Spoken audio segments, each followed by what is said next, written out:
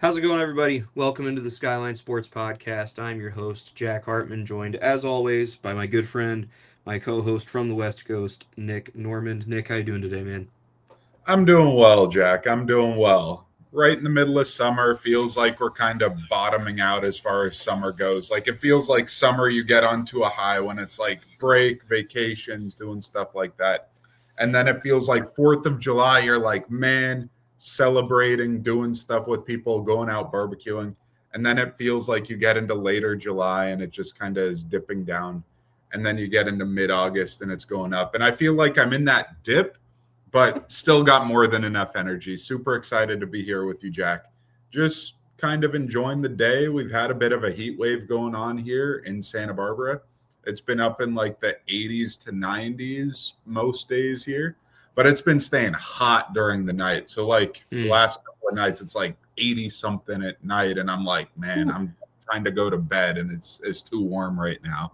But jumping in the ocean a lot. The ocean jumps I've been able to get in the last week or two have been some of the best of my life. So it's been Awesome. wonderful here. How are you doing? Awesome.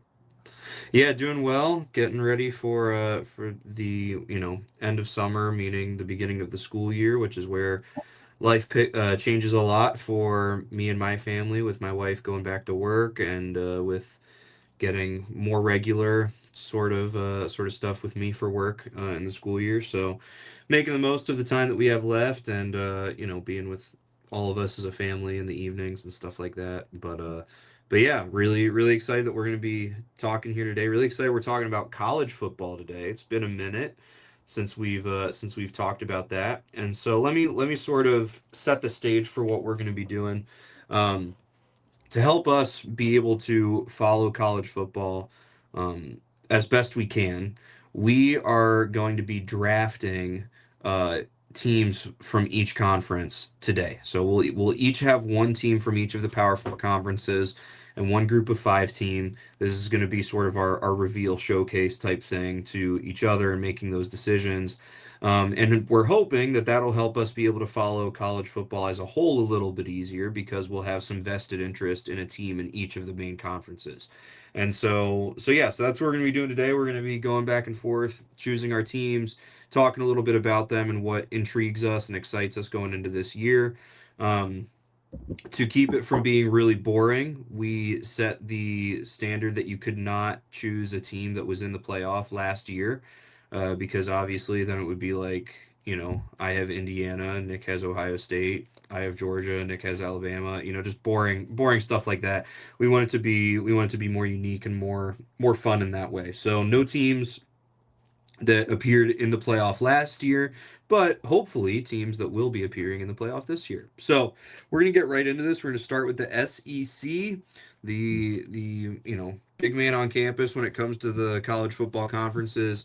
So Nick, give me your selection for your SEC team for this year, and then tell me a little bit Mhm, about why. mhm. And so, first caveat that I'm giving, we are not picking the teams that didn't make the playoff that we think are going to do the best, that are going to make the college playoff. We are just picking our teams that we want to follow, that we're intrigued by, that we are interested in. So it is Yes. not that I think all of these teams are just going to like get 10 plus wins, but I'm like, Right. hey, this is a team that I am going to be watching on Saturdays. I'm going to be wanting to keep my eyes on these teams. And that is why my first team, even though they are a big brand, they are coming off of a disastrous year in LSU. LSU added Lane Kiffin. It was just a complete mess with how he left Ole Miss. They added their new quarterback in Sam Levitt. They're always a team that's able to get talent in the door. They're always explosive. They're always fast. And it seems like this season, coming off of the season that they did when they fired Brian Kelly, that it felt like vibes were just at a low considering all the talent they had. And they are adding somebody who, one, is a great offensive play caller, is a great developer of offensive talent, but on top of that, is able to scheme up offense and just draw in players who are amazing offensive players too. Trinidad Chambliss, we didn't know the name. He was coming out of D2 college, and then he played fantastic last year. Even after Kiffin left, he still played very well. But Trinidad Chambliss throughout the year developed and clearly turned out to be a special player in that offense at Ole Miss. And I think a player with Sam Levitt's kind of talent this year at LSU could have a really special season too. Levitt coming out of Arizona State, coming to LSU. The last time we saw a player who was a quarterback leaving Arizona State to come to LSU, we had Jaden Daniels, who had an incredible season, I believe, winning the Heisman for LSU and having just such an insanely special passing attack with his two receivers, with Neighbors and Brian Thomas Jr. It feels like LSU always has receivers, especially receiving duos that they can throw the ball downfield to. And I think with this offensive play caller, with this quarterback, if they can have a receiving threat, especially duo like that, that this team could be incredibly fun. Mm-hmm. And even if it's not incredibly fun and they start losing some games, it is going to be entertaining. When they go to Oxford to play Ole Miss, eyes are going to be on that game. There's going to be stuff thrown on the field. There is going to be hatred, vitriol. Ole Miss is going to be fighting their guts out trying to beat that LSU team. It's going to feel like walking into the absolute grimiest place where everybody's got knives out for you for LSU. And I am looking forward to watching that game, man. LSU this season is going to be must watch, that's for sure. Oh yeah, and on top of that, I mean LSU is playing a ton of really high profile games. They open the year with Clemson. Mm-hmm. I think that'll be really really interesting because you'll have LSU. You know that'll be Lane Kiffin's first game. It'll be first home game with Lane Kiffin. You have Clemson who is trying to bounce back from a really really poor outing last season.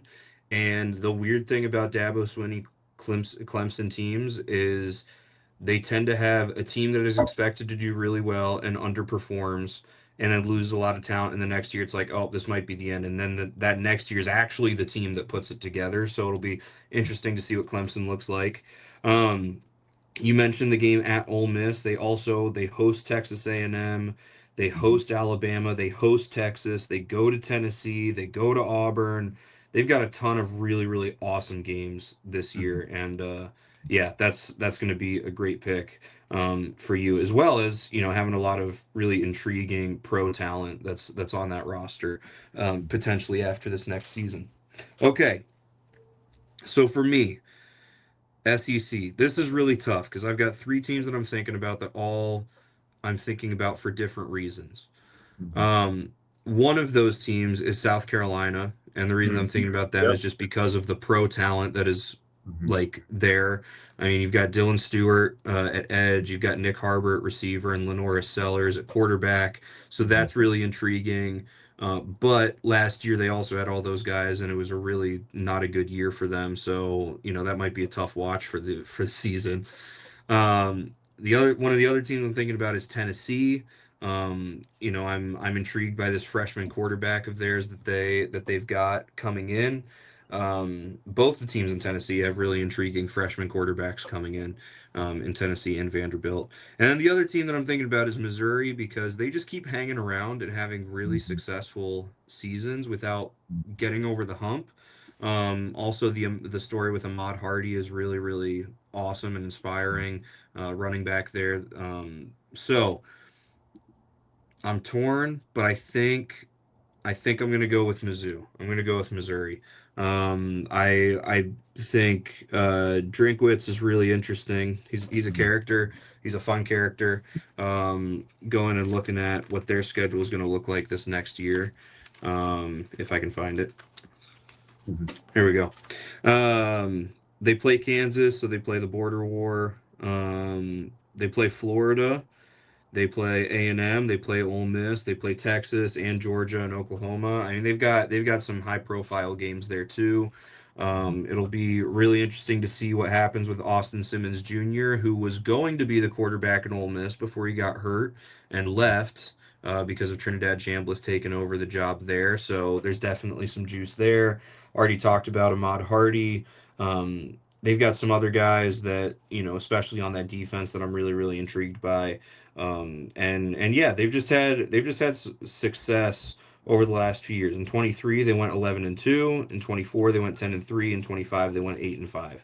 A little bit of dip, but still, like for a team that has been this weird you're in the SEC, but you don't perform like the SEC teams. You're never really in it among the SEC teams.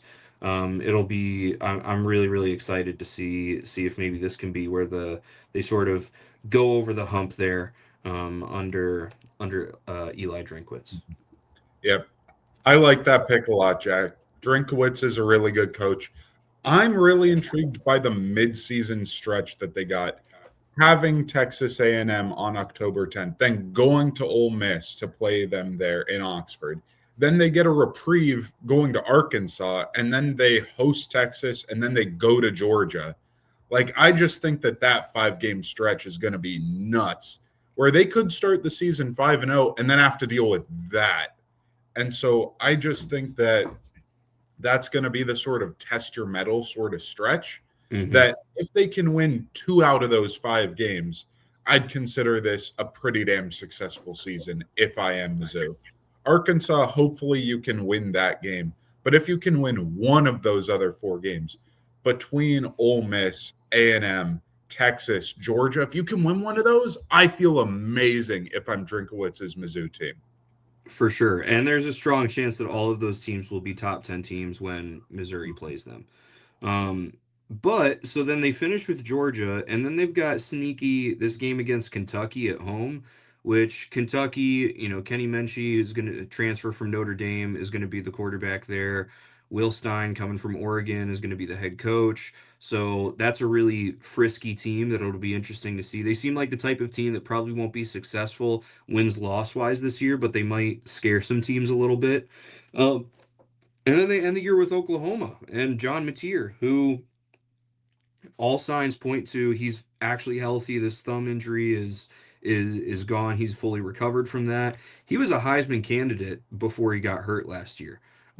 So it'll be, and Oklahoma did end up being a playoff team even. So yeah, there's just a lot of fun, exciting matchups with Missouri's schedule. So all right, Great pick. moving on to the Big Ten, Nick. Where are you at with the Big Ten? Yes. Going on to the Big Ten. So I picked LSU for my SEC team. I'm actually picking a pretty darn similar team for my Big Ten team. So if I just paint this picture, a head coach that was run out of town, a team that underachieved, especially against the best teams, a team that always is able to recruit a bunch of talent, and it feels like they have top dudes at the important positions, like LSU has with quarterback, with wide receiver. This team tends to have it with edge, with running back. That will be Penn State. Penn Yep. State was able to get a great head coach coming over from Iowa State in Matt Campbell.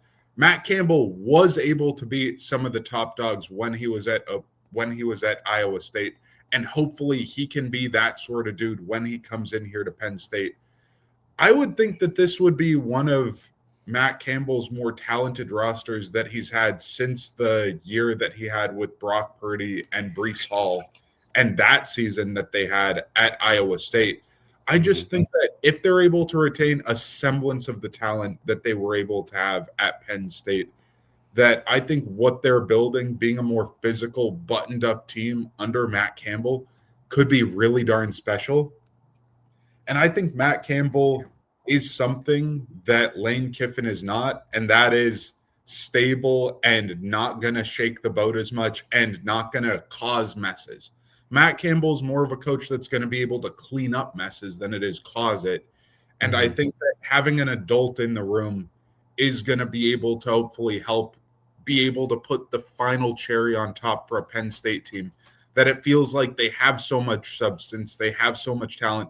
They're able to have great dudes in the trenches. They have the rushers, they have the offensive linemen, but it feels like they never have that last little bit that they've always needed to be able to beat Michigan when they're good, Ohio State, those sorts of teams.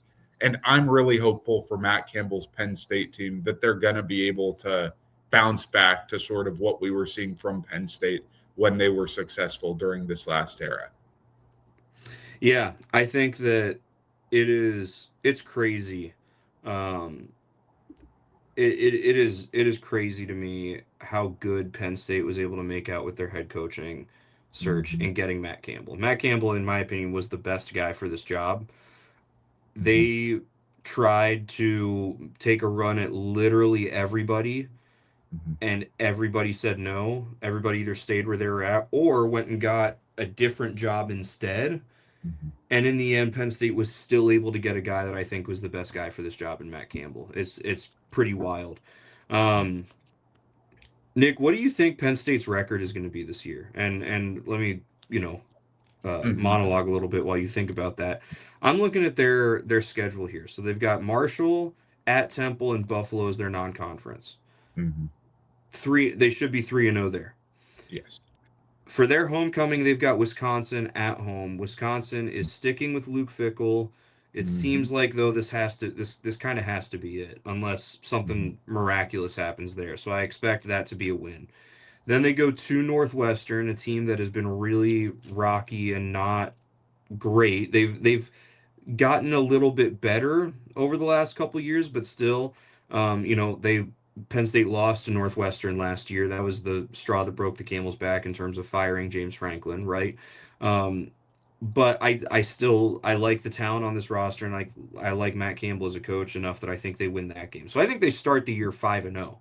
Right. But then they've got USC at home, at Michigan back to back.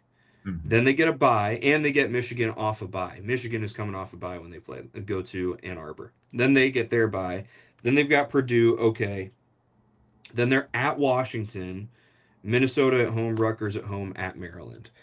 I'm Mhm. looking at this, and I could see anywhere from 7-5 to 10-2. I feel like, Mhm. and it's really peculiar to say that, Mhm. with that wide of a range there for Mhm. this team. Nick, what are you thinking when you look at Penn State going into this year?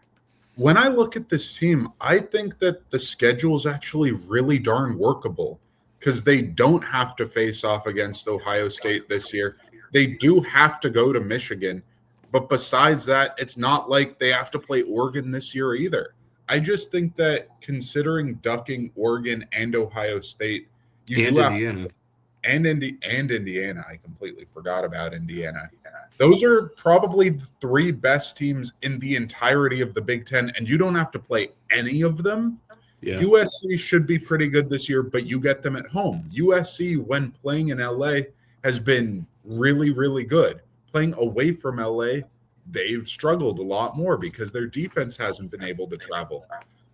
Michigan, I'd be most worried about that Michigan game. Michigan coming off of a bye, having the new head coach that they have who's able to be experienced and kind of put things together. And I just feel like that's the sort of game that's going to be a big struggle for a Penn State team that's still going to be able to try and they're just going to be pretty untested at this point outside of USC. I feel like if they played the Michigan game like in the last 2 or 3 weeks of the season, that I would feel a lot better that Penn State's like, okay, we're good to go. But because Michigan, I think, probably has the better quarterback because they also have a good new head coach, but with even more experience than Matt Campbell, I feel like that's probably going to be the difficult game, especially with the rest disadvantage. But what I do like about this schedule is that Northwestern, I don't think they're going to take lightly because they lost to Northwestern last year. USC, they're not going to take lightly because USC should be pretty good. Michigan, they're not going to take lightly because Michigan should be pretty good and it's on the Mhm. road. And so then to me, that says, oh, could Purdue be a trap game?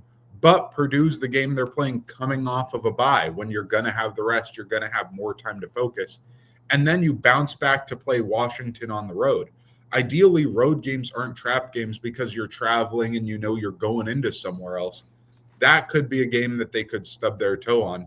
But then you have Minnesota, Rutgers, Maryland, and the year. Those games should all be W's if you can be playing at the level that you should be. I Mhm. I think it's really on the table that they win double digits. I think 9+ games is really potentially likely. I really like what Penn State could be, and I like that they have the 3 games to start the season that they should start 3-0. That Wisconsin game, I am a little worried about. Luke Fickell's going to be fighting for his life at Wisconsin. Wisconsin, it feels like, has been underachieving completely under Luke Fickell.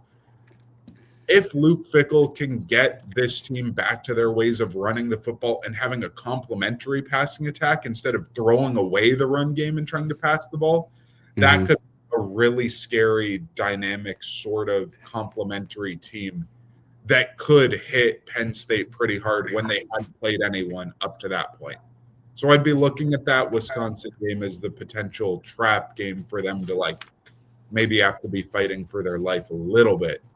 Yeah. I think 9+ wins is on the table for this Penn State game, considering everything. I think that maybe there aren't the games that are like, oh, they're going to lose that game for sure. Like Michigan to me in Ann Arbor isn't a definite loss. USC coming to town isn't a definite loss. Those are games that they might not be favored in. But it's not like you have scheduled losses with Ohio State, with Indiana, with Oregon on the schedule this year at all.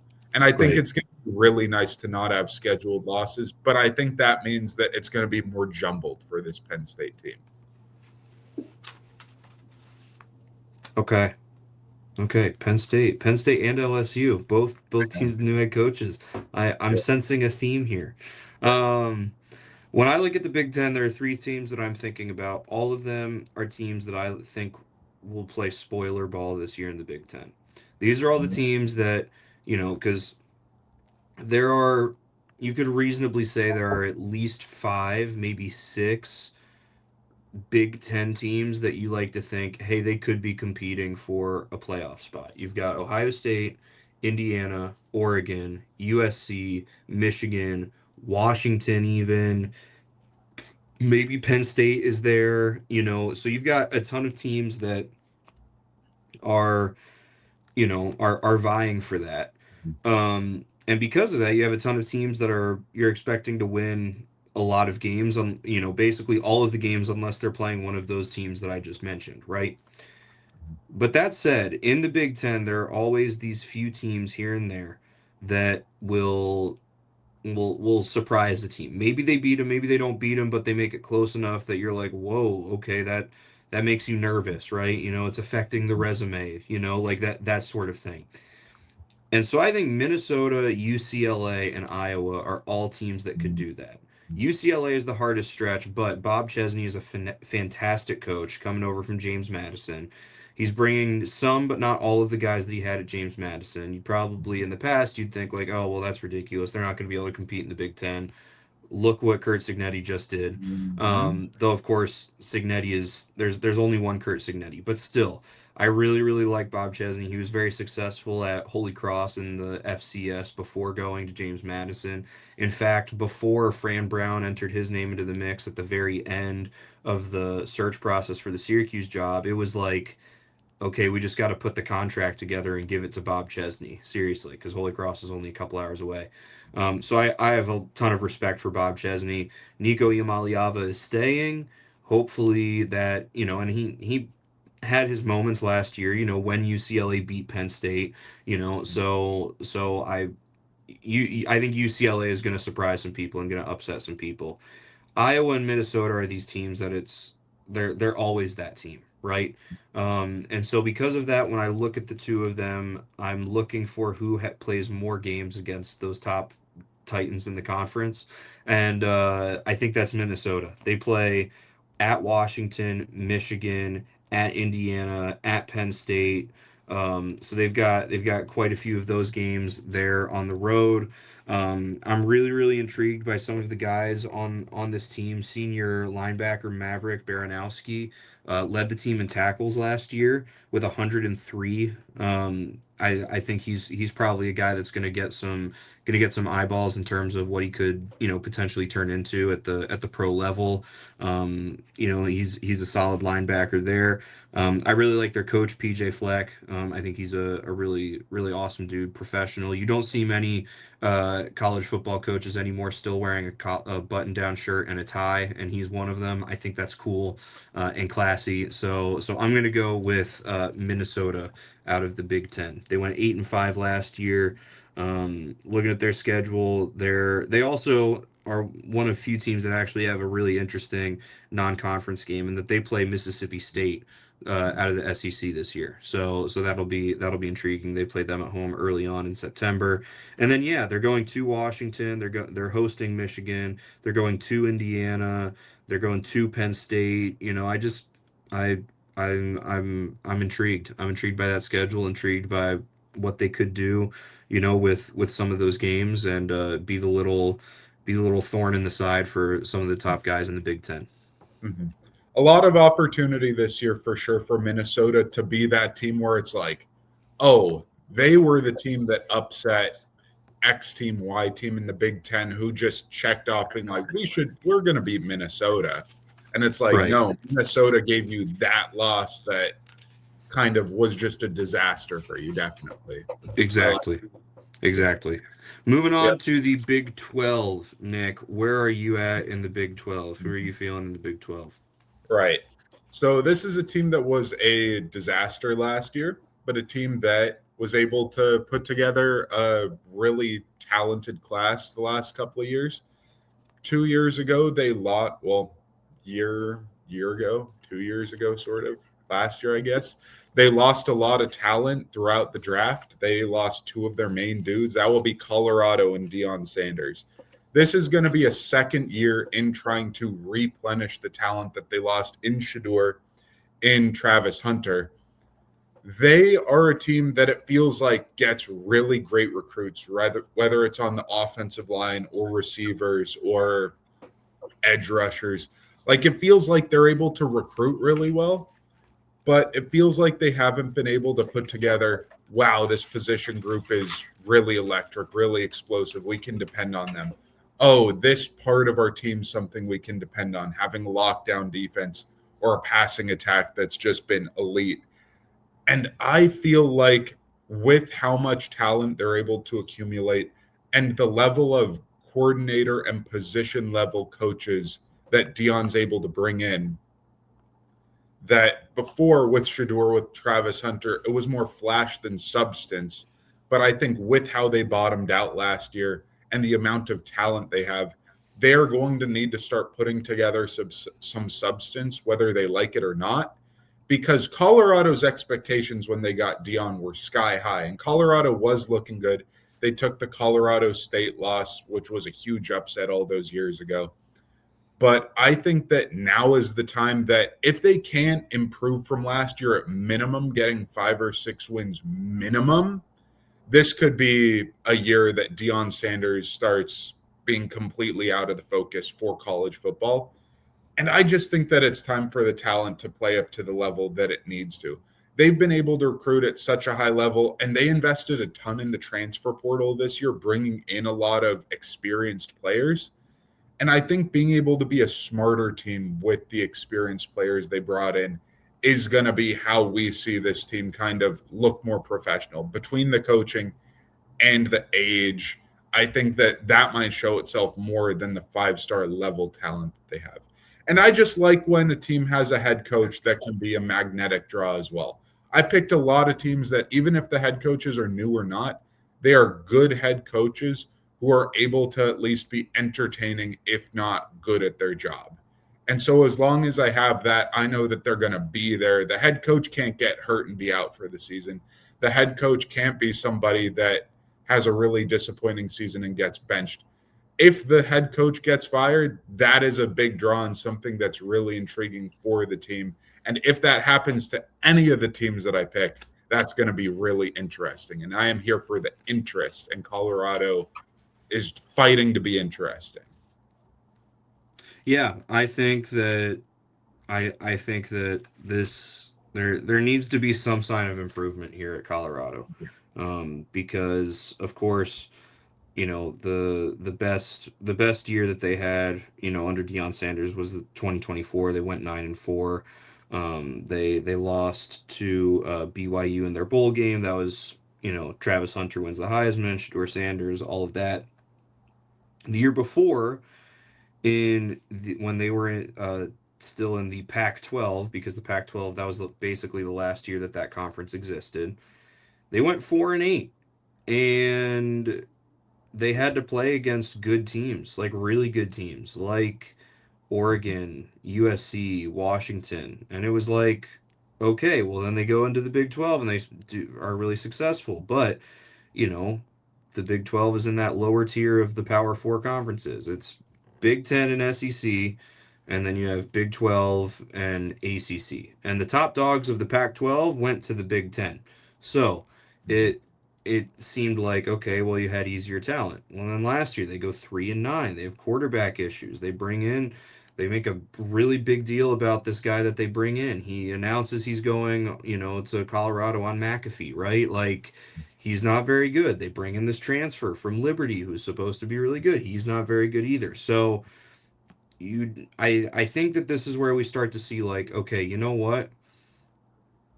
All publicity is good publicity, except when it comes to actually being a successful football team. And so maybe let's try to stay out of the limelight a little bit would be my thought about the Colorado Buffaloes.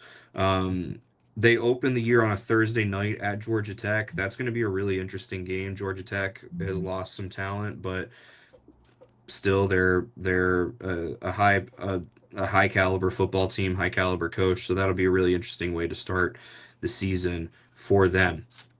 My Big 12 team is going to be the Baylor Bears. And I'm going with Baylor. Obviously, we lived in Waco, and so there's a little bit of attachment to Baylor while we were there.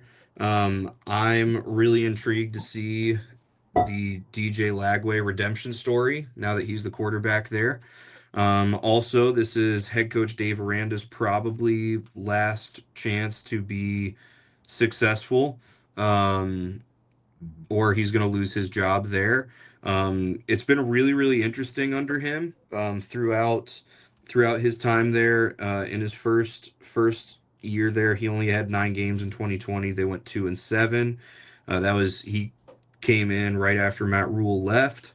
But then he went 12-2. They won the Big 12. Then 6-7, 3-9, 8-5, 5-7. So really, really mixed bag of results there. But when I look at this team and I look at what games they have some really awesome games. They start out the year against Auburn at a neutral site in Atlanta. That'll be a really fun game. Their first Big 12 game is hosting Colorado, going to be your team. They go to Arizona State. They have their bye. They host TCU. They go to Kansas and to UCF. They host Iowa State. Iowa State is going to be the bottom of this conference. They lost their coach and a lot of their players, so I don't think that they're going to be that successful this year.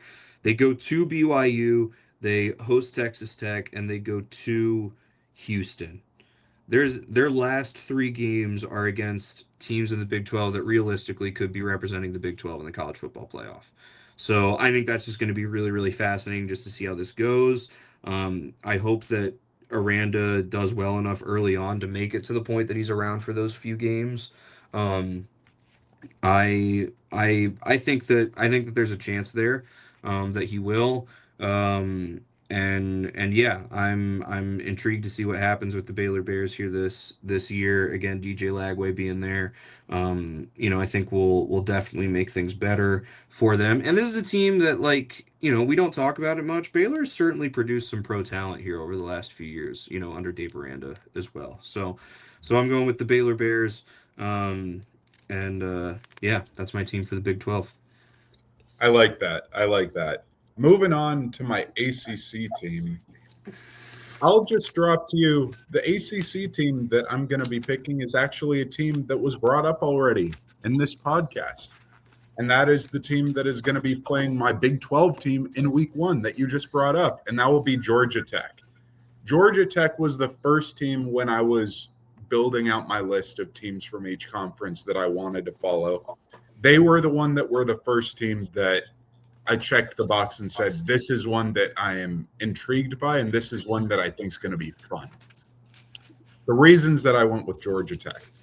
1, Alberto Mendoza, obviously brother of, why am I blanking on his first name now? Fernando Mendoza, who was the number 1 pick in the draft coming out of Indiana last year. Alberto was at Indiana, and Alberto got some playing time in backup minutes when there were blowouts all the time for Indiana last year. And so we got to see a little of Alberto last year. Alberto, one of the biggest things that's noticeable about him when you watch him on tape, He's really mobile. He's even more mobile than Fernando Mendoza. He's got legs. Georgia Tech with Haynes King really likes to run their quarterback. Haynes King, obviously, a way more thick and power sort of runner than Alberto Mendoza is going to be. But Alberto Mendoza also was able to throw with leverage, with accuracy when he was at Indiana, with that great receiving core.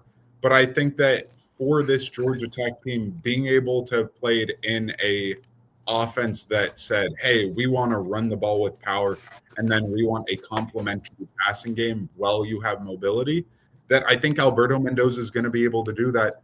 And they also got a really high-end running back in Justice Haynes coming from the Wolverines in Michigan.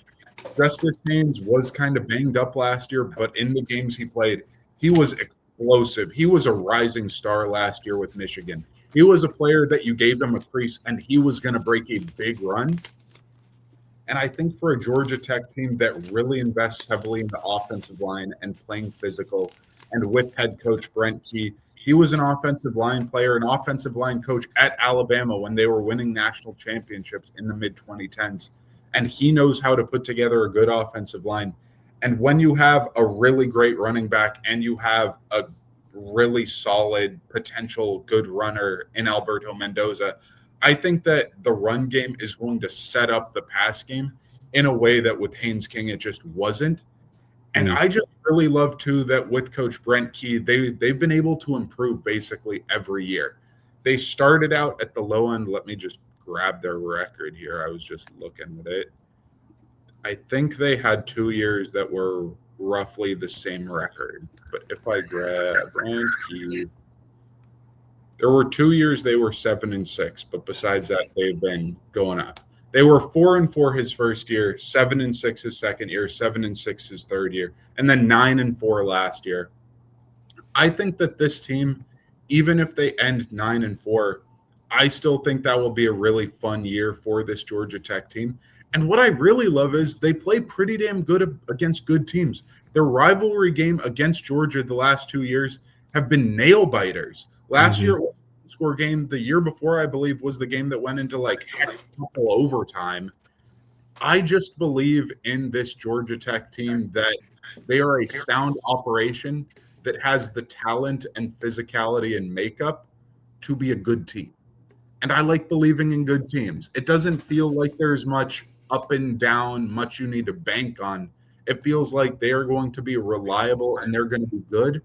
And they're in an ACC that I think they're going to be able to play well against everybody, except maybe Miami, who was on a warpath last year, having as much talent as they did.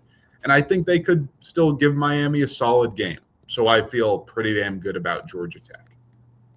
Yeah, I really respect Georgia Tech's non-conference schedule. They've got Colorado, we mentioned earlier, have the, that season opener. They also play Tennessee and they play Georgia in their non-conference. And so I think that those will be very interesting games there. My ACC team, we don't need to take long on this. It's obviously going to be Syracuse. Um, I don't care. I don't care for the sake of this to change anything. It's honestly, it is impossible for me to watch a team containing an ACC team, or to watch a game containing an ACC team and not root against them because I have vested interest in that. But genuinely, like trying to, putting all bias aside about it, I do think that this is going to be a much improved Syracuse team this year. In Fran Brown's first year, we saw them go 10-6, or excuse me, 10-3. And they had a lot of success. Kyle McCord, led college football in passing yards that year. It was a great year. Last year we saw them go 3-9. They had really bad quarterback play after Steve Angeli got hurt. If you remember, they were 3-1 with a dominant win at Clemson before Steve Angeli tore his Achilles and he was done for the year. After that, it was two totally different teams. You had them lose a lot of games that the defense was was giving up under 20 points and the offense just couldn't do anything. Even still, they fired their defensive coordinator. and brought in Vince Carras from Toledo, and Toledo has been a DB machine out of the MAC lately.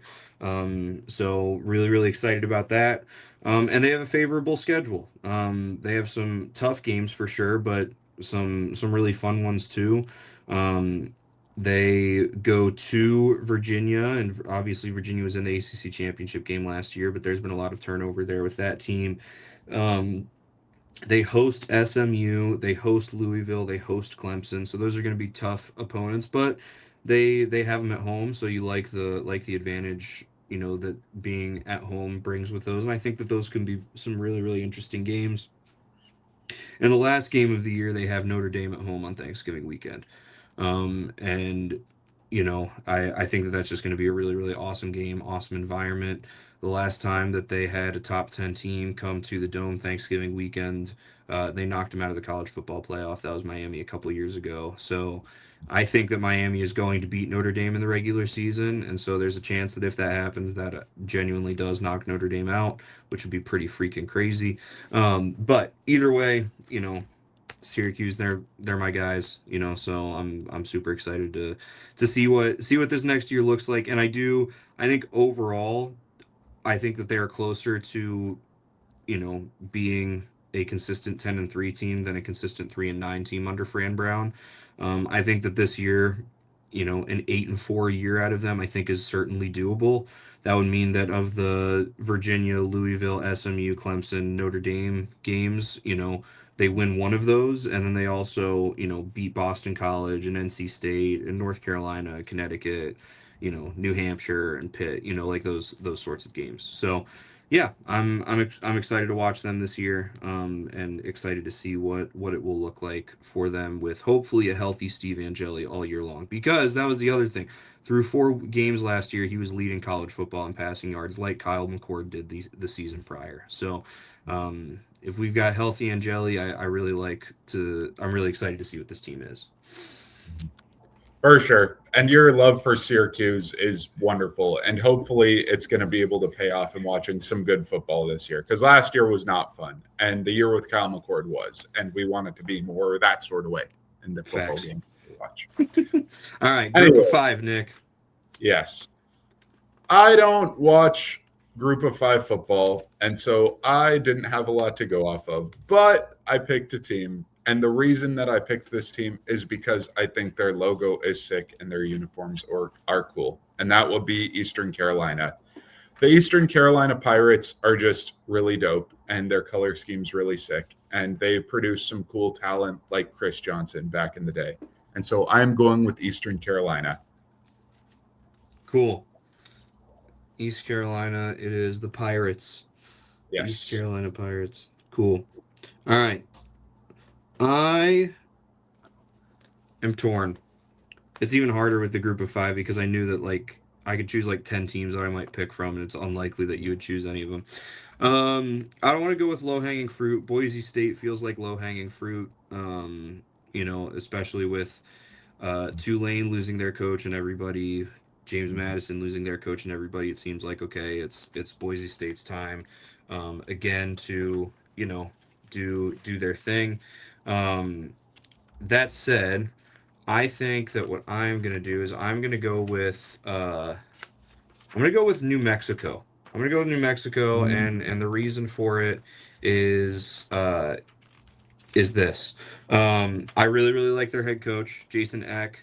They were really successful last year. They went 9-4 last year, and that was his first season. So he's more experienced. And I think that they'll do even better than they did last year.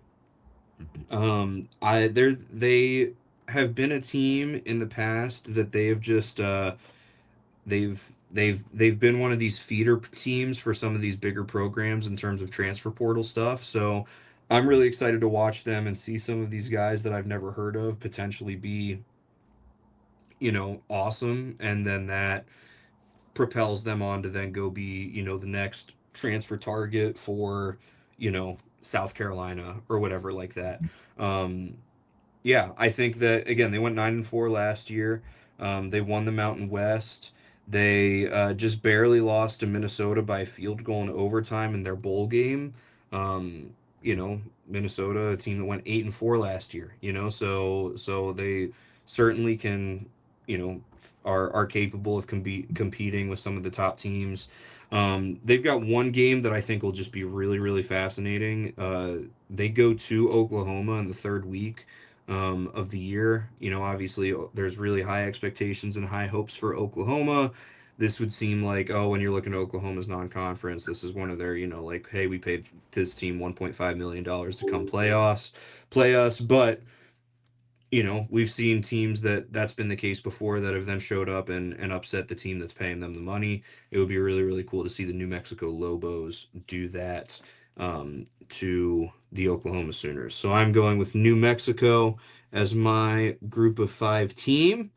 And so there we have it going through here. Nick's teams in the SEC, LSU, Big Ten, Penn State, Big 12, Colorado, ACC, Georgia Tech, and his group of five team is going to be East Carolina.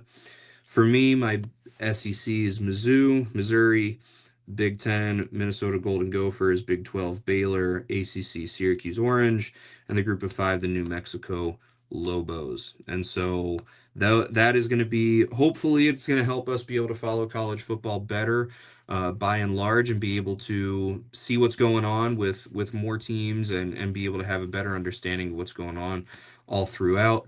So yeah, that's what we're gonna do. Be on the lookout for more college football content this fall because it'll be easier for us to track and follow by using this system.